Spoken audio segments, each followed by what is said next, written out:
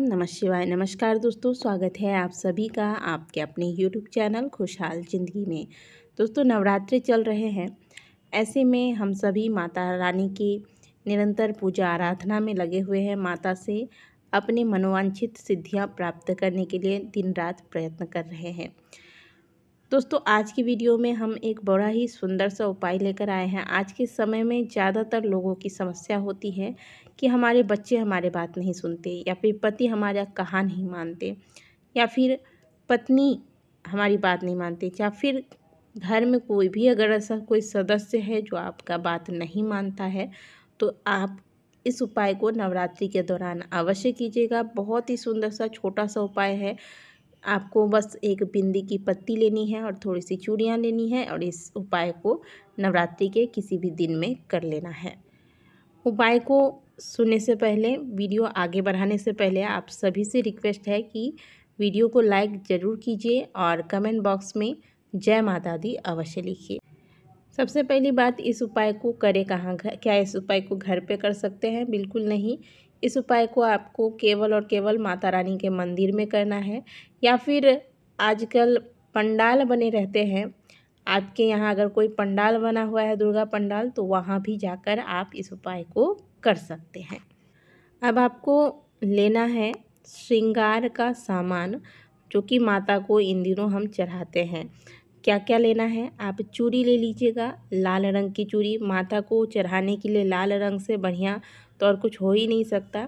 एक चुनरी ले लीजिएगा, एक डिब्बी आप सिंदूर की ले लीजिएगा। 3 चीज़ें हो गई। एक आप ले लीजिएगा बिंदी की पत्ती, और एक महावर का डब्बा ले लीजिएगा।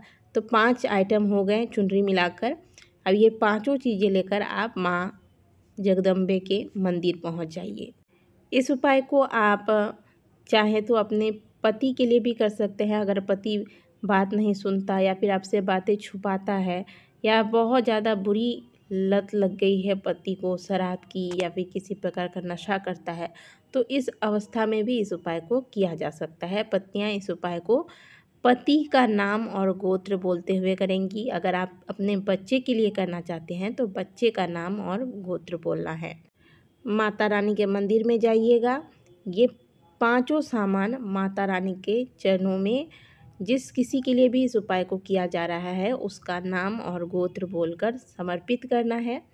माता के समक्ष हाथ जोड़कर प्रार्थना करें कि हे माँ, जिसके लिए उपाय कर रहे हैं उनका नाम लीजिए कि यह व्यक्ति है, हमारे परिवार का सदस्य है, या बहुत ज़्यादा गुस्सा करता है, या गलत संगत में है, या बहुत दुर्व्यवहार की वजह से हमारे घर में कलेश होते हैं।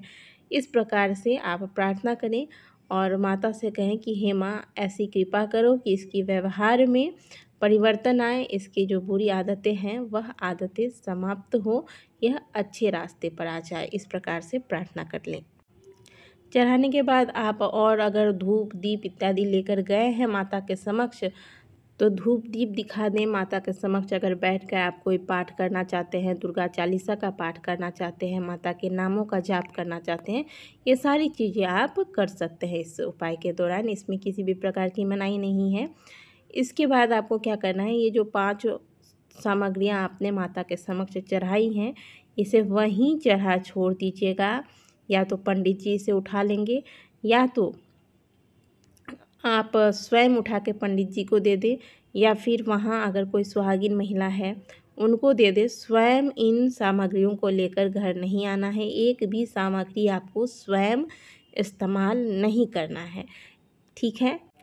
तो बहुत ही सरल सा उपाय है। पूरे नवरात्रि में आप किसी भी दिन इस उपाय को कर सकते हैं। आप चाहे तो सुबह को करें, चाहे तो शाम को कर सकते हैं, लेकिन करना मंदिर में ही है। तो बहुत ही सुंदर सा उपाय है, अवश्य कीजिएगा।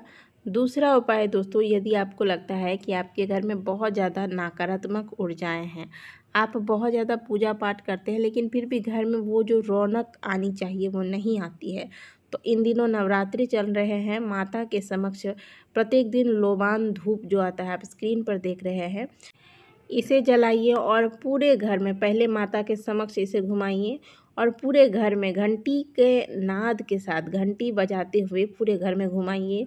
साथ ही साथ कर्पूर, इन दिनों माता की जब भी आरती करें तो कर्पूर में 2 लौंग यानी कि 1 जोड़ा लौंग, 2 लौंग यानी 1 जोड़ा लौंग डालकर तब माता की आरती करें। और यह आरती पूरे घर में, घर के एक एक कोना में आपको घुमाना है।